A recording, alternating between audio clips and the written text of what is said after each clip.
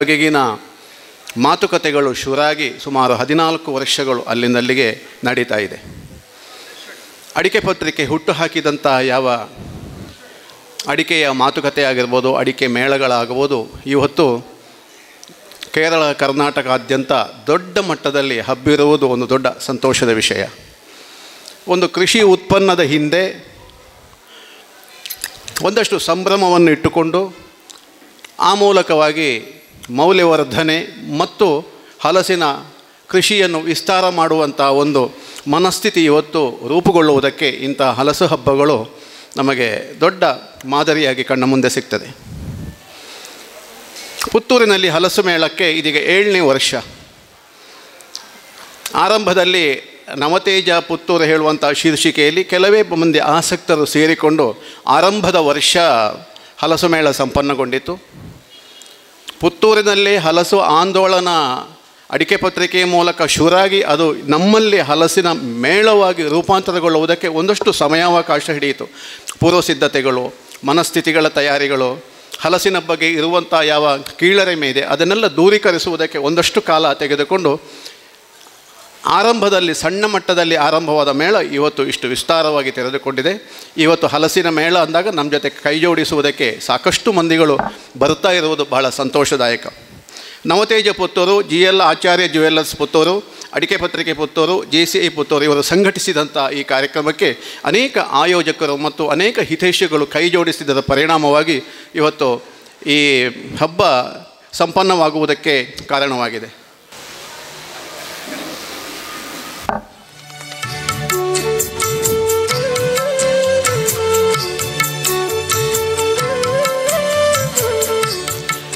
ಶ್ರೀಯುತ ಅಣ್ಣಾ ವಿನಯಚಂದ್ರ ಅವರಿಗೆ ನಮ್ಮ ಅನಂತಣ್ಣ.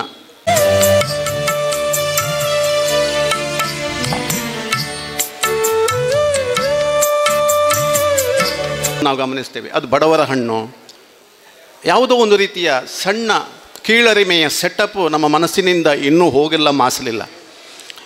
ಆದರೆ ಅದು ಹಾಗಲ್ಲ. ಅದಕ್ಕಿರುವಂಥ ಯಾವ ಶಾಪ ಇದೆ, ಕೀಳರಿಮೆ ಹೇಳುವಂಥ ಶಾಪ ಬಹುಶಃ 14 ವರ್ಷದಲ್ಲಿ ನಮಗೆ ದೂರವಾಗಿದೆ ಅಂತ ಗ್ರಹಿಸ್ತಾರೆ. ವಿಶ್ವವಿದ್ಯಾನಿಲಯ ಮಟ್ಟದಲ್ಲೂ ಕೂಡ ಹಲಸಿಗೆ ಮಾನ ಬಂದಿರುವಂಥದ್ದು ಬಹಳ ಸಂತೋಷದಾಯಕವಾದಂಥ ವಿಚಾರ. ಅದೇ ಪುತ್ತೂರಿನಲ್ಲಿ ಇವತ್ತು 7ನೇ ಹಲಸು ಹಣ್ಣು ಮೇಳ ಅನಾವರಣಗೊಳ್ಳಲಿಕ್ಕಿದೆ. ಶ್ರೀಯುತ ಶಕುಂತಲಾ ಟಿ ಶೆಟ್ಟಿಯವರು ದೀಪ ಜ್ವಲನದ ಮೂಲಕ ಹಬ್ಬದ ಮಳಿಗೆಗಳಿಗೆ ಶುಭ ಚಾಲನೆ ಮಾಡಬೇಕು ಅಂತ ವಿನಂತಿಸ್ಕೊಳ್ತಾ ಇದ್ದೇವೆ. ಸುಹಾಸ್ ಜೊತೆ ಸೇರಬೇಕು, ವೇಣುಗೋಪಾಲ್ ಕೂಡ ನಮ್ಮ ಜೊತೆ ಸೇರಿಕೊಳ್ಳಬೇಕು ಅಂತ ವಿನಂತಿಸ್ಕೊಳ್ತಾ ಇದ್ದೇವೆ.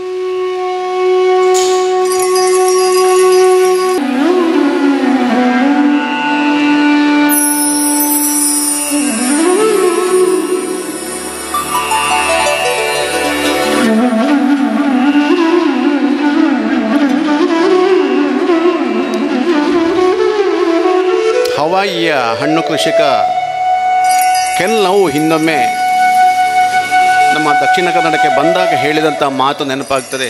ಮಾವಿಗೆ ಹಣ್ಣುಗಳ ರಾಜ ಅಂತ ಹೆಸರಿದ್ದರೆ ಹಲಸಿಗೆ ಅದು change maker, life change maker ಅಂತೇಳಿ ಬದುಕಿನ ಒಂದು ಬದಲಾವಣೆಯ ಹಣ್ಣದು ಅಂತ ಅವರು ಬಹಳ ಸಂತೋಷಪೂರ್ವಕವಾಗಿ ಬಹುಶಃ ಎರ್ನಾಕುಳಂನಲ್ಲಿ ಜರುಗಿದಂಥ ರಾಷ್ಟ್ರಮಟ್ಟದ ಹಲಸಿನ ಮೇಳದಲ್ಲಿ ಅವರ ಬಗ್ಗೆ ನಾವೇನು ಪುತ್ತೂರಿನಲ್ಲಿ ಹೇಳಬೇಕಾದ್ದಿಲ್ಲ, ಎಲ್ರಿಗೂ ಗೊತ್ತಿದೆ. ಮುಖತಃ ಸಿಕ್ಕಾಗಲೆಲ್ಲ ಹಣ್ಣುಗಳ ಬಗ್ಗೆ, ಗಿಡಗಳ ಬಗ್ಗೆ, ಕೃಷಿಯ ಆಗು ಹೋಗುಗಳ ಬಗ್ಗೆ ಸಿಕ್ಕ ಸಮಯದಲ್ಲಿ ಮಾತಾಡ್ತಾ ಇರ್ತಾರೆ.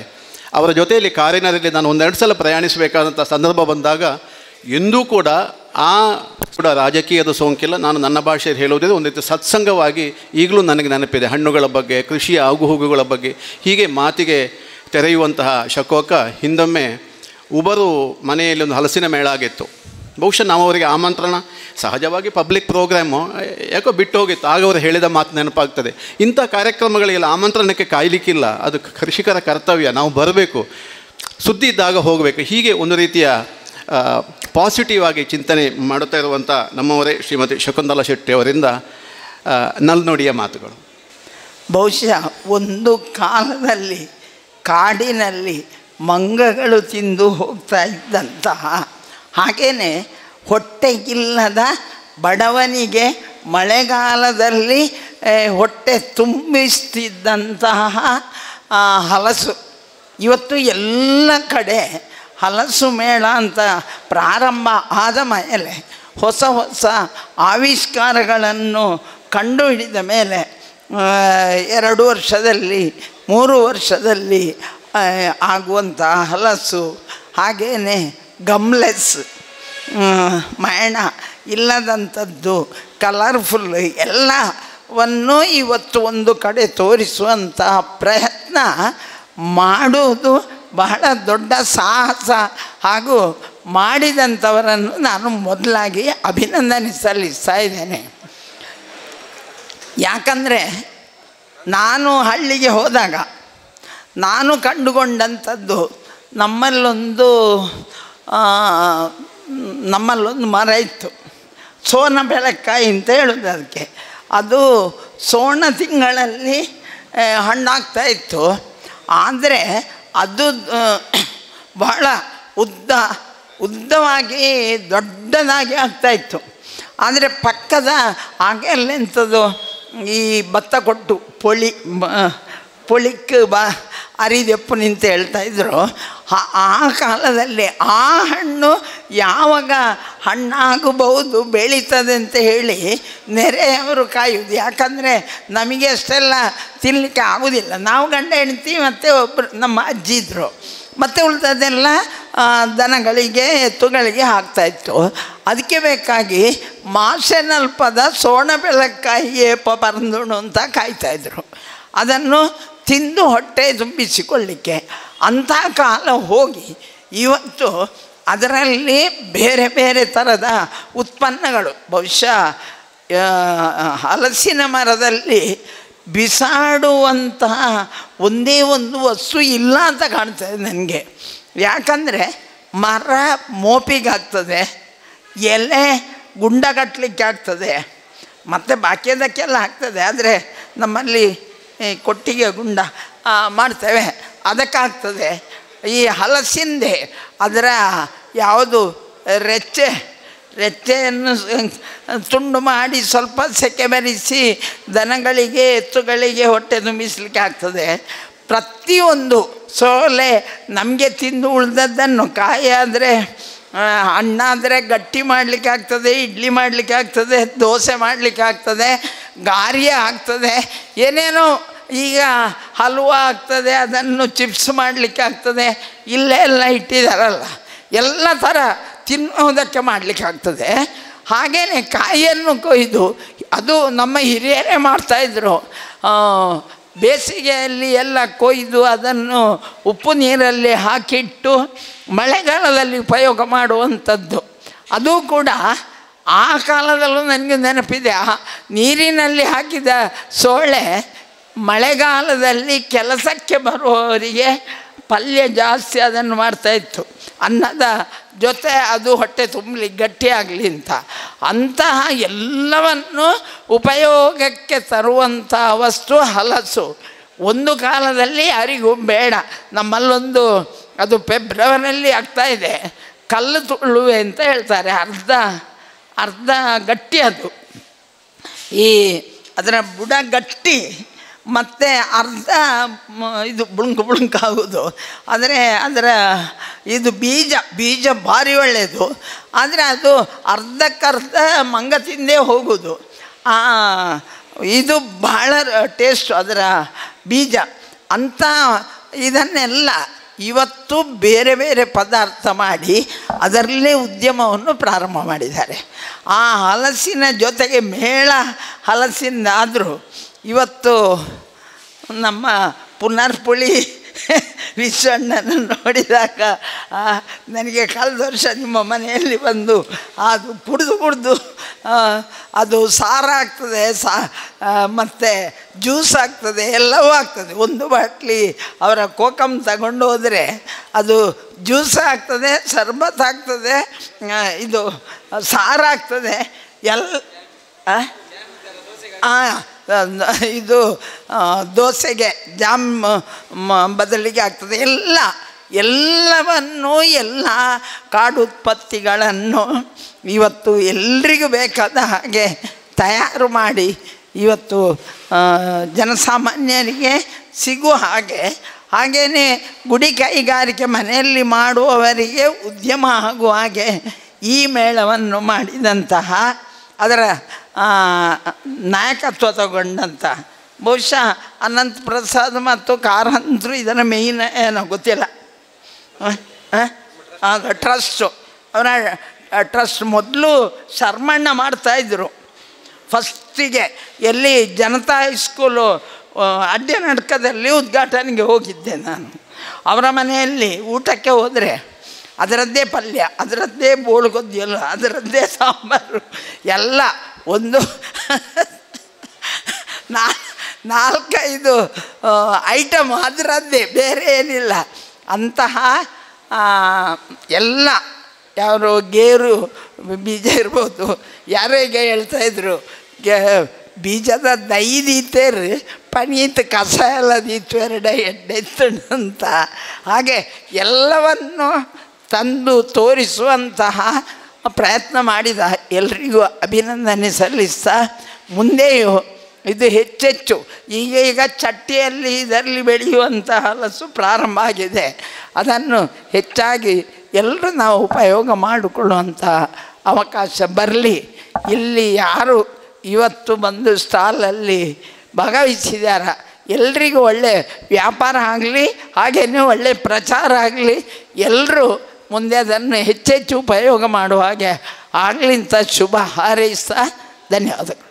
ಈ ಸಂದರ್ಭದಲ್ಲಿ ಯಾವಾಗಲೂ ನಾವು ಈ ವೇದಿಕೆಯಲ್ಲಿ ಕೃಷಿಕರು, ಸಂಶೋಧನಾ ಕೇಂದ್ರ, ಸರ್ಕಾರ ಮತ್ತು ಉದ್ಯಮದವರು ಮತ್ತು ಈ ಸ್ಥಳೀಯ ಪ್ರದೇಶದ ಎಲ್ಲ ಸಮುದಾಯದ ಬಂಧು ಬಾಂಧವರು ಒಟ್ಟಿಗೆ ಸೇರಬೇಕು ಅನ್ನೋ ಉದ್ದೇಶದಿಂದ ಈ ಕಾರ್ಯಕ್ರಮ ಮಾಡ್ತಾ ಇರುವಾಗ ಮುಖ್ಯವಾಗಿ ನಮಗೆ ಸರ್ಕಾರ, ತೋಟಗಾರಿಕಾ ಇಲಾಖೆ ಮತ್ತು ಸಂಶೋಧನಾ ಕೇಂದ್ರ ಯಾವಾಗಲೂ ನಮಗೆ Indian institute of horticulture research Hesaraghatta ಈ ಸಂಸ್ಥೆಯವರು ನಮ್ಮ ಜೊತೆ ಯಾವಾಗಲೂ ಇರ್ತಿದ್ರು. ಈ ವರ್ಷ ಏನಾಯ್ತು ಅಂದರೆ ಈ ತಿಂಗಳಿನ ಕೊನೆಗೆ ಅವ್ರದ್ದೇ ಕಾರ್ಯಕ್ರಮ ಇರೋದ್ರಿಂದ 3 ದಿವಸ ಕಾರ್ಯಕ್ರಮ ಇರೋದ್ರಿಂದ ಅವರಿಗೆ ಬರಲಿಕ್ಕೆ ಆಗಲಿಲ್ಲ. ಈ ಸಂದರ್ಭದಲ್ಲಿ ನಮ್ಮ ಜೊತೆ ಪುತ್ತೂರಿನ ಬಹಳ ಸಾಧಾರಣ 30 ವರ್ಷ ಹೆಚ್ಚು ಇತಿಹಾಸ ಇರುವಂತಹ ಗೇರು ಸಂಶೋಧನಾ ಕೇಂದ್ರದ ಅಧ್ಯಕ್ಷರ ಹತ್ರ, ಅಂದರೆ ನಮ್ಮ ಡೈರೆಕ್ಟರ್ ಹತ್ರ, ಅಡಿಗಾರ್ ಸರ್ ಅವ್ರ ಹತ್ರ ರಿಕ್ವೆಸ್ಟ್ ಮಾಡಿದಾಗ ಅವರ ಇನ್ಕ್ಯುಬೇಷನ್ ಸೆಂಟರ್ ಅಂತ ಇದೆ. ಈ ಇನ್ಕ್ಯುಬೇಷನ್ ಸೆಂಟರ್ ಯಾಕೆ ನಾವು ಈಗ ಪ್ರಸ್ತಾವನೆ ಮಾಡ್ತಾ ಇದ್ದೀವಿ ಈ ಉದ್ಘಾಟನೆ ಕಾರ್ಯಕ್ರಮದಲ್ಲಿ ಅಂದರೆ, ಅವ್ರ ಹತ್ರ ಅಲ್ಲಿ ಬಹಳ ಒಳ್ಳೆಯ ವ್ಯವಸ್ಥೆ ಇದೆ. ನಮಗೆ ಕೂಡ ಮೊನ್ನೆ ಅವ್ರ ಹತ್ರ ಹೋಗಿ ಮಾತಾಡುವಾಗ ಗೊತ್ತಾಗಿದ್ದು, ಈ ಯುವ ಉದ್ಯಮಿಗಳಿಗೆ ಕೃಷಿಯಲ್ಲಿ ಸಂಬಂಧಪಟ್ಟ ಉದ್ಯಮ ಮಾಡೋದಿದ್ರೆ ಅವರ ಬಹಳ ಸುಂದರವಾದ ವ್ಯವಸ್ಥೆ ಇದೆ. ಅಲ್ಲಿ ಅವರು ತರಬೇತಿ ಕೊಡ್ತಾರೆ. ತರಬೇತಿ ಕೊಟ್ಟ ನಂತರ ನಮಗೆ ಇಷ್ಟವಾದ ಪ್ರಾಡಕ್ಟನ್ನು ನಾವು ಮಾರುಕಟ್ಟೆಗೆ ಡೆವಲಪ್ ಮಾಡೋದಿದ್ದರೆ ಅದಕ್ಕೆ ಅವರು ಸಹಾಯ ಕೊಡ್ತಾರೆ, ಸ್ಥಳ ಕೊಡ್ತಾರೆ. 1 ವರ್ಷ ತನಕ ಅವರು ನಮಗೆ ಸಪೋರ್ಟ್ ಕೊಡ್ತಾರೆ. ಪ್ರಾಡಕ್ಟನ್ನು ಮಾರಿ ಅದನ್ನು ಪ್ರಚಾರ ಮಾಡಲಿಕ್ಕೂ ಅವರು ನಮ್ಮ ಹಿಂದೆ. ಗೇರಿನ ಸಂಬಂಧ ಅವ್ರದ್ದೊಂದು 10-12 ವೆರೈಟಿ ಪ್ರಾಡಕ್ಟ್ ಡೆವಲಪ್ ಮಾಡಿದ್ದಾರೆ. ಈಗ ಕಾಜು ಬರ್ಫಿ ಇರ್ಬೋದು, ಜ್ಯೂಸ್ ಇರ್ಬೋದು, ಅವ್ರದ್ದೊಂದು 10-12 ವೆರೈಟಿ ಇದೆ. ಪೆರಡೂರಿನ ಅಶ್ವಥ್ ಅಂತ ನಮಗೊಬ್ಬ ಪರಿಚಯದವರು ಮಿತ್ರರು ಆಲ್ರೆಡಿ ಅದನ್ನು ದೊಡ್ಡ ಮಟ್ಟದಲ್ಲಿ ಪೆರಡೂರಲ್ಲಿ ಮಾಡಿ ಅವರೀಗ ಮೊನ್ನೆ ಮಾತಾಡಿದಾಗ ಅವ್ರು ಹೇಳ್ತಾ ಇದ್ದಾರೆ ಅವರ ಡಿಮಾಂಡ್ ಫುಲ್ಫಿಲ್ ಮಾಡಲಿಕ್ಕೆ ಅವ್ರಿಗೆ ಆಗ್ತಾ ಇಲ್ಲ ಅಂತೆ. ಅವರು DCRನ ಇನ್ಕ್ಯುಬೇಷನ್ ಸೆಂಟರಲ್ಲಿ ಅವರ ಸ್ಥಳದಲ್ಲಿ ಅವರಿಂದ ತರಬೇತಿ ಪಡ್ಕೊಂಡು ಪ್ರಾಡಕ್ಟನ್ನು ಮಾರಿ ಮಾರುಕಟ್ಟೆಗೆ ಇವತ್ತು ಲಾಭದಾಯಕವಾಗಿ ಉದ್ಯಮವನ್ನು ಮಾಡ್ತಾ ಇದ್ದಾರೆ. ಯುವ ಉದ್ಯಮಿಗೆ ಅವಕಾಶ ಆಗಿದೆ. ಇದು ನಮ್ಮ ಊರಿನಲ್ಲೇ ಇರುವುದು ನಮಗೆ ಎಲ್ರಿಗೂ ಗೊತ್ತಾಗಬೇಕು ಅನ್ನೋ ಉದ್ದೇಶ. ಹಾಗೆ ನಾವು ಕೇಳಿಕೊಂಡಾಗ ದಿನಕರ್ ಅಡಿಗಾರ್ ಸರ್ ನಮ್ಮ ಡೈರೆಕ್ಟರ್ ಅವರು ಒಪ್ಪಿಕೊಂಡು ಅವರ ತಂಡದವರು ಇವತ್ತು ನಮ್ಮ ಜೊತೆ ಈ ಕಾರ್ಯಕ್ರಮದಲ್ಲಿ ಪ್ರಪ್ರಥಮ ಬಾರಿಗೆ ಅವರ ಸ್ಟಾಲ್ ಕೂಡ ಹಾಕಿದ್ದಾರೆ, ಮಾಹಿತಿಯನ್ನು ಹಂಚಿಕೊಳ್ಳಿಕ್ಕಿದ್ದಾರೆ ಮುಂದೆ 2 ದಿವಸ. ಈ ಸಂದರ್ಭದಲ್ಲಿ ಅದರ ಇನ್ಚಾರ್ಜ್ ಆಗಿರುವಂತಹ ಡಾಕ್ಟರ್ ಬಾಲಸುಬ್ರಹ್ಮಣ್ಯಂ ಸರ್ ಬಂದು ನಮ್ಮ ಮಾಜಿ MLC ಅವರ ಹತ್ರ ಗುರುತು ಗೌರವ ಸ್ವೀಕರಿಸಬೇಕು ಅಂತ ಕೇಳ್ಕೊಳ್ತಾ ಇದ್ದೀನಿ.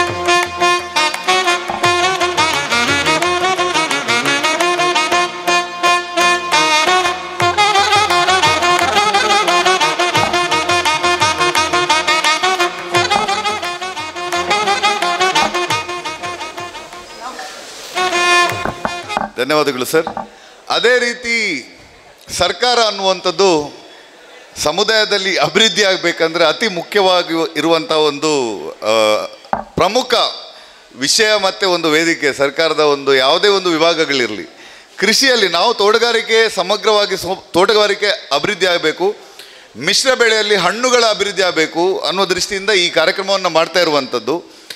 ಬೇಕಾದಷ್ಟು ನಾವು ಸಾಧಾರಣ 30 ವರ್ಷದಿಂದ ತೋಟಗಾರಿಕೆ ಇಲಾಖೆ ಜೊತೆ ಕೆಲಸ ಮಾಡಿರೋದ್ರಿಂದ ಬೇಕಾದಷ್ಟು ಜನರಿಗೆ ಉಪಯುಕ್ತ ಆಗುವಂತಹ ಕಾರ್ಯಕ್ರಮಗಳು ತೋಟಗಾರಿಕೆ ಇಲಾಖೆಯಲ್ಲಿ ಬರ್ತದೆ. ಅದನ್ನು ಜನರಿಗೆ ತಲುಪಿಸಬೇಕು, ಈ ವೇದಿಕೆ ಮುಖಾಂತರ ತಲುಪಿಸಬೇಕು ಅನ್ನುವ ಒಂದು ದೃಷ್ಟಿಯಿಂದ ನಾವು ತೋಟಗಾರಿಕೆ ಇಲಾಖೆಯ ನಮ್ಮ ಅಧಿಕಾರಿಗಳಾದ ರೇಖಾ ಮೇಡಮ್ ಹತ್ರ ಹೇಳಿ, ಆಮೇಲೆ ನಮ್ಮ ಜಿಲ್ಲೆಯ ಡೆಪ್ಟಿ ಡೈರೆಕ್ಟರ್ ಮಂಜುನಾಥ್ ಸರ್ ಅಲ್ಲ ಮೇಡಮ್, ಮಂಜುನಾಥ್ ಸರ್ ಅವ್ರ ಹತ್ರ ರಿಕ್ವೆಸ್ಟ್ ಮಾಡಿ ಅವರು ಕೂಡ ನಮ್ಮ ಜೊತೆ ಸೇರಬೇಕು ಅಂತ ನಾವು ರಿಕ್ವೆಸ್ಟ್ ಮಾಡಿದ್ರಿಂದ ಈ ವರ್ಷ ನಮ್ಮ ಜೊತೆ ತೋಟಗಾರಿಕೆ ಇಲಾಖೆಯವರು ಕೂಡ ಬಂದು ಸೇರಿದ್ದಾರೆ. 3 ದಿವಸ ಕೂಡ ರೈತರ ಜೊತೆ ಸಂಪರ್ಕ, ಕೃಷಿಕರ ಜೊತೆ ಸಂಪರ್ಕ, ಮಾಹಿತಿ, ಹಾಗೆ ಪಬ್ಲಿಕ್ಕಿಗೆ ಮಾಹಿತಿ ಕೊಟ್ಟು ಇಂಟ್ರಾಕ್ಷನ್ ಮಾಡಿ ಏನೇನು ವ್ಯವಸ್ಥೆಗಳಿದೆ, ಸೌಕರ್ಯಗಳಿದೆ, ಇದನ್ನೆಲ್ಲ ಮಾಹಿತಿ ಹಂಚಿಕೊಳ್ಳಿಕ್ಕಿದ್ದಾರೆ. ಈ ಸಂದರ್ಭದಲ್ಲಿ ನವತೇಜ ಟ್ರಸ್ಟ್ ಮತ್ತು ಈ ಕಾರ್ಯಕ್ರಮದ ಒಂದು ಪರವಾಗಿ ಶಕುವಕ್ಕ ನಮ್ಮ ಹಿರಿಯ ಸಹಾಯಕ ತೋಟಗಾರಿಕಾ ನಿರ್ದೇಶಕರು ಪುತ್ತೂರು ರೇಖಾ ಮೇಡಮ್ ಅನ್ನೋ ಒಂದು ಗುರುತಿ ಗೌರವಬೇಕು ಅಂತ ಕೇಳ್ಕೊಳ್ತಾ ಇದ್ದೀನಿ.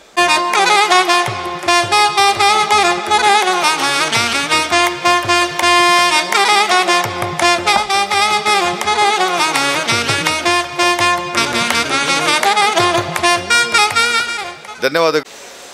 ವಿನಯಣ್ಣನ ಬಗ್ಗೆ ತಮಗೆಲ್ಲ ಗೊತ್ತಿದೆ.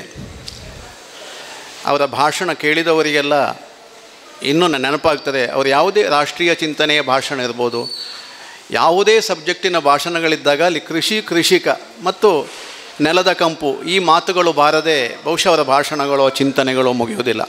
ಈ ಸಮಾರಂಭಕ್ಕೆ ಆಗಮಿಸಿ ಈ ಕಾರ್ಯಕ್ರಮವನ್ನು ಚೆಂದಗಾಣಿಸಿಕೊಟ್ಟಿದ್ದಾರೆ. ಅವರಿಂದ 2 ಚೆಲ್ನುಡಿಯ ಮಾತುಗಳು. ಹಲಸಿನ ಮೇಳವನ್ನು ಆಯೋಜಿಸಿದ್ದಾರೆ.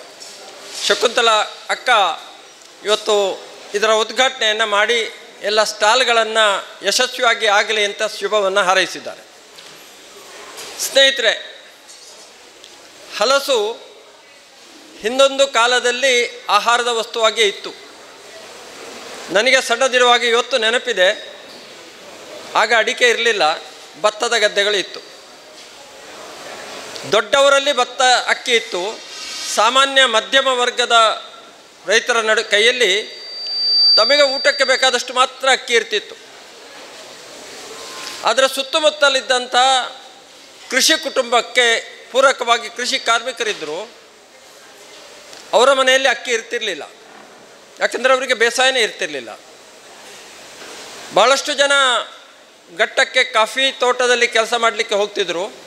ಉಳಿದವರು ವಯಸ್ಸಾದ ಹೆಣ್ಣು ಮಕ್ಕಳು, ವಯಸ್ಸಾದ ಗಂಡಸರು, ಇವರೆಲ್ಲರೂ ಕೂಡ ಬದುಕನ್ನು ಇಲ್ಲಿ ಸಾಗಿಸಬೇಕಾಗಿತ್ತು. ನನಗೆ ಇವತ್ತು ನೆನಪಿದೆ, ನಮ್ಮ ಮನೆಗಳಲ್ಲೆಲ್ಲ ಹಲಸಿನ ಬೀಜಕ್ಕೆ ಮಣ್ಣು ಹಚ್ಚಿ ಅದನ್ನು ರಾಶಿ ಹಾಕ್ತಿದ್ದೆವು. ಹಲಸಿನ ಬೀಜವನ್ನು ಹಾಗೆ ಇಟ್ಟರೆ ಹಾಳಾಗ್ತದೆ. ಹಲಸಿನ ಬೀಜಕ್ಕೆ ಮಣ್ಣು ಹಚ್ಚಿ ಅದನ್ನು ರಾಶಿ ಹಾಕಿ 1 ಸೇರು 2 ಸೇರು ಅವರಿಗೆ ಕೊಡ್ತಾ ಇದ್ದೆವು. ದಿವಸಕ್ಕೆ 1 ಸೇರು 2 ಸೇರು ಅದು ಉಚಿತವಾಗಿ ಸಿಗ್ತಾ ಇದ್ದದ್ದು, ಕೊಡುವಂಥದ್ದು. ಆದರೆ ಅದು ಆಹಾರ ಧಾನ್ಯವಾಗಿಯೇ ಇತ್ತು. ಅಡಿಕೆ ಬಂತು, ಕೈಯಲ್ಲಿ ಹಣ ಆಯಿತು, ಹಲಸು ಯಾರಿಗೂ ಬೇಡ ಅಂತ ಹೇಳುವಂಥ ಸ್ಥಿತಿ ನಿರ್ಮಾಣ ಆಯಿತು. ನನಗೆ ಸಣ್ಣದಿರುವಾಗ ನಮ್ಮ ನೇಜಿ ಗದ್ದೆ ನೇಜಿ ನೆಟ್ಟು ಬರುವವರಿಗೆ ನಾನು ನೆನಪಿದೆ, ನನಗೆ 2 ಬಟ್ಟಿ 3 ಬಟ್ಟಿ ಹಲಸಿನ ಸೋಳೆ ತೆಗೆದು ತಯಾರು ಮಾಡಿ ಕೊಡ್ತಿದ್ದೆ. ಎಲ್ಲರೂ ತಗೊಂಡು ಹೋಗ್ತಿದ್ದು. ಇವತ್ತು ಹಲಸಿನ ಸೋಳೆ ಬೇಕು ಅಂತ ಹೇಳಿದ್ರು ಕೇಳುವುದಿಲ್ಲ. ಆದರೆ ಮುಂದೆ ಇವತ್ತು ಹಲಸಿನ ಬಗ್ಗೆ ಅಧ್ಯಯನಗಳಾಗಿದ್ದೆ. ಅಡಿಕೆ ಪತ್ರಿಕೆಯ ಶ್ರೀಪಡ್ರೆ ಅವರು, ನಾಕಾರಂತರು ಇದನ್ನು ಹೊಸ ದಿಕ್ಕಿಗೆ ಇದರ ಆಯೋಜನೆಯನ್ನು ಮಾಡಿದ್ದರ ಪರಿಣಾಮ ಹಲಸು ಆರೋಗ್ಯಕರ ಆಹಾರ, ಹಲಸು ಪೂರ್ತಿ ಪೌಷ್ಟಿಕ ಆಹಾರ ಎನ್ನುವಂಥದ್ದು ಇವತ್ತು ಅರ್ಥ ಆಗ್ತಾ ಇದೆ. ಅದರ ಜೊತೆಗೇ ಡಯಾಬಿಟಿಕ್ ಪೇಷಂಟ್, ಇವತ್ತು ಮಧುಮೇಹಕ್ಕೆ ಒಳಗಾಗದ ಕುಟುಂಬಗಳು ಕಡಿಮೆ ಇದ್ದಾವೆ. ಹಲಸಿನ ಗುಜ್ಜೆ ಅತ್ಯಂತ ಒಳ್ಳೆಯ ಮಧುಮೇಹ ಕಂಟ್ರೋಲರ್ ಆಗಿ ಕೆಲಸ ಮಾಡ್ತಾ ಇದೆ ಎನ್ನುವಂಥದ್ದು ಕೂಡ ತಯಾರಾಗ್ತಾ ಇದೆ.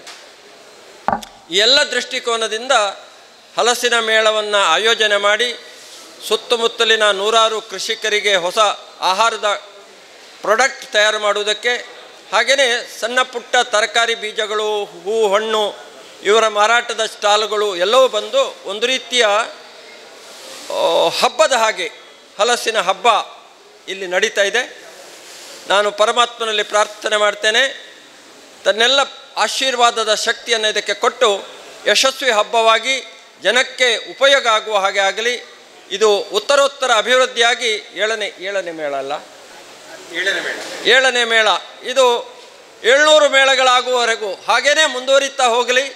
ಅದರ ಜೊತೆಗೆ ನನಗೆ ಸಂತೋಷ ಆಗಿರುವುದು ನಮ್ಮ 2 ಇಲಾಖೆಯವರು ಕೃಷಿ ಸಂಶೋಧನಾ ಕೇಂದ್ರಗಳಲ್ಲಿ ಆದಂಥ ಗೇರು ಬೀಜ ಸಂಶೋಧನಾ ಕೇಂದ್ರದ ಬಂಧುಗಳು ಹಾಗೆಯೇ ತೋಟಗಾರಿಕಾ ಇಲಾಖೆಯವರು ಬಂದಿದ್ದಾರೆ.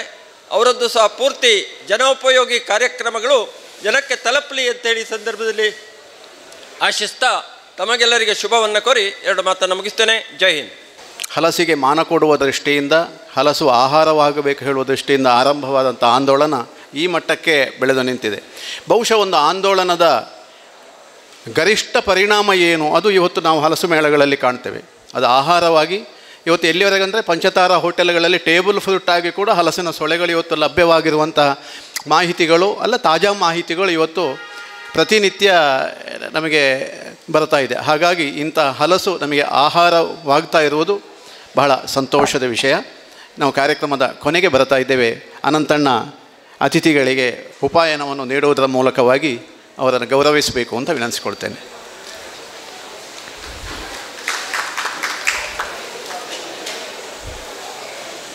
ಅಣ್ಣ ವಿನಯ್ ಚಂದ್ರ ಅವರಿಗೆ ತನ್ನ ಎಲ್ಲರನ್ನು ವಂದಿಸಬೇಕು. ನಮ್ಮ ಅತ್ಯಂತ ಆತ್ಮೀಯರು ಶಕ್ವಕ್ಕ ಅಂತ ಹೇಳುವಂಥ ಶಕ್ವಕ್ಕನವರೇ, ಹಾಗೆ ವಿನಯಣ್ಣನವರೇ, ವಿಶ್ವಣ್ಣನವರೇ, ಈ ಒಂದು ಸಮಾರಂಭದ ಈ ಸ್ಟಾಲ್ಗಳ ಮಳಿಗೆಗಳ ಉದ್ಘಾಟನಾ ಸಮಾರಂಭ ಇಲ್ಲಿಗೆ ಕೊನೆಗೊಳ್ಳುವಂತಹ ಸಂದರ್ಭದಲ್ಲಿ ಬಂದಂತಹ ನಮ್ಮ ಖಾಲಿ ಒಂದು ಜಸ್ಟ್ ಅಕ್ಕನ ಹತ್ರ ಕೇಳಿ ಉಂಡದ್ದು ಮಾತ್ರ, ಏನು ಅವರಲ್ಲಿ ಹೋಗಲಿಲ್ಲ ಅಥವಾ ಅವರ ಕೇಳಲಿಲ್ಲ, ಅಕ್ಕ ಬರಲೇಬೇಕು ಅಂತೇಳಿ ಬರ್ತೀರಂತಲೇ ಅಂತ ಕೇಳುವಂಥದ್ದು. ಯಾಕಂದರೆ ಅತ್ಯಂತ ಆತ್ಮೀಯರಾದಂತಹ ನಮ್ಮ ಶಕುವಕ್ಕ ನಮ್ಮ ಈ ಕಾರ್ಯಕ್ರಮವನ್ನು ಬಂದು ಮಳಿಗೆಯನ್ನು ಉದ್ಘಾಟಿಸಿದ್ದಾರೆ. ಅವರಿಗೆ ತುಂಬು ಹೃದಯದ ಕೃತಜ್ಞತೆಗಳನ್ನು ಅರ್ಪಿಸ್ತಾ ಇದ್ದೇನೆ. ಕೆಲವು ಸಾರಿ ವಿನಯಣ್ಣನ ಹತ್ರ ಈ ಹಲಸು ಮೇಳ ಬಗ್ಗೆ ಮಾತಾಡಿದ್ದುಂಟು ನಾವು ಸಿಕ್ಕಿದಲ್ಲೆಲ್ಲ, ನೀವು ನಮ್ಮ ಜೊತೆ ಬೇಕು ಅಂತೇಳಿ. ಅದು ಇವತ್ತು ಕೂಡಿ ಬಂದಿದೆ ಅನ್ಎಕ್ಸ್ಪೆಕ್ಟೆಡ್ ಆಗಿ. ವಿನಯಣ್ಣನ ನೋಡುವಾಗ ಬಹಳ ಖುಷಿ ಆಯಿತು. ನಾವು ಎಷ್ಟೋ ಸಾರಿ ಮಾತಾಡಿದ್ದೇವೆ ನಾವೆಲ್ಲ ಸರಿ ಮಾಡುವ ಅಂತ ಹೇಳುವಂಥದ್ದನ್ನು. ಇವತ್ತು ಅವರು ನಮ್ಮ ಜೊತೆಯೇ ಇದ್ದಾರೆ. ಅವರಿಗೆ ತುಂಬು ಹೃದಯದ ಕೃತಜ್ಞತೆಗಳನ್ನು ಅರ್ಪಿಸ್ತಾ ಇದ್ದೇನೆ. ಹಾಗೆ ಬಂದಂತಹ ಎಲ್ಲ ನಮ್ಮ ಮಾಧ್ಯಮ ಮಿತ್ರರು ನಮ್ಮ ಜೊತೆಯೇ ಇದ್ದಾರೆ. ಹಾಗೆ ಬಂದಂತಹ ಎಲ್ಲ ಇಲ್ಲಿರುವಂತಹ ಎಲ್ಲ ಸ್ಟಾಲ್ಗಳಾಗಿರಬಹುದು, ಅಧಿಕಾರಿ ವರ್ಗದವರು ಬಂದಿದ್ದಾರೆ. ನಮ್ಮ ತೋಟಗಾರಿಕೆ ಇಲಾಖೆ ಪ್ರಪ್ರಥಮ ಬಾರಿಗೆ ಬಂದು ನಮ್ಮ ಜೊತೆ ಸೇರಿಕೊಂಡಿದ್ದಾರೆ. ಹಾಗೆ NRCC ಅವರು ಬಂದಿದ್ದಾರೆ. ಎಲ್ಲರಿಗೂ ಈ ಉದ್ಘಾಟನಾ ಸಮಾರಂಭದ ಜೊತೆಗೆ ಧನ್ಯವಾದಗಳನ್ನು ಹೇಳುತ್ತಾ, JC ನಿಕಟಪೂರ್ವ ಮಾಜಿ ಅಧ್ಯಕ್ಷರಾದಂಥ ವಿಶ್ವಪ್ರಸಾದರು ನಮ್ಮ ಜೊತೆ ಇದ್ದಾರೆ. ಅವರಿಗೂ ಸಹ ಎಲ್ಲರಿಗೂ ಒಂದೇ ಮಾತಿನಲ್ಲಿ ಧನ್ಯವಾದಗಳನ್ನು ಅರ್ಪಿಸ್ತಾ ನನ್ನ ಮಾತುಗಳನ್ನು ಕೊನೆಗೊಳಿಸ್ತಾ ಇದ್ದೇನೆ.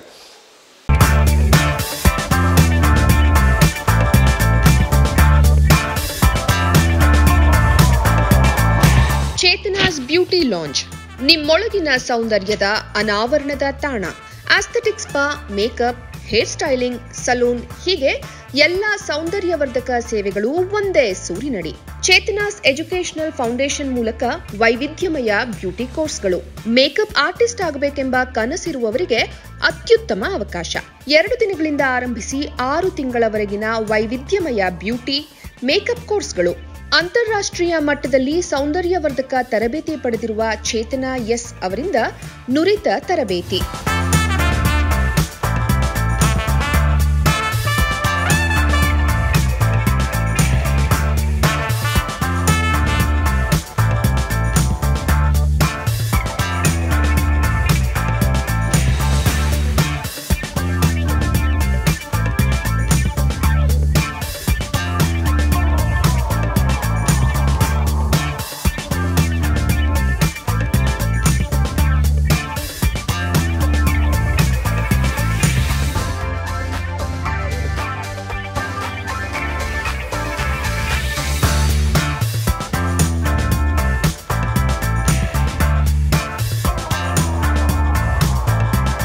ಈ ಅದ್ಭುತ ಅವಕಾಶವನ್ನ ಸದುಪಯೋಗಪಡಿಸಿಕೊಳ್ಳಿ. ಚೇತನಾಸ್ ಬ್ಯೂಟಿ ಲಾಂಜ್ 3ನೇ ಮಹಡಿ, Kankanadi gate building, Kankanadi bypass ರಸ್ತೆ, ಮಂಗಳೂರು 575002. ಮೊಬೈಲ್ ಸಂಖ್ಯೆ 9845292411, 9108583 714, 890-417-3914. Email chetanabeautystudio@gmail.com. Web www.cblaunch.com. ಸುದ್ದಿ ಚಾನಲ್, ಕ್ಷಣ ಕ್ಷಣದ ಸುದ್ದಿಗಾಗಿ.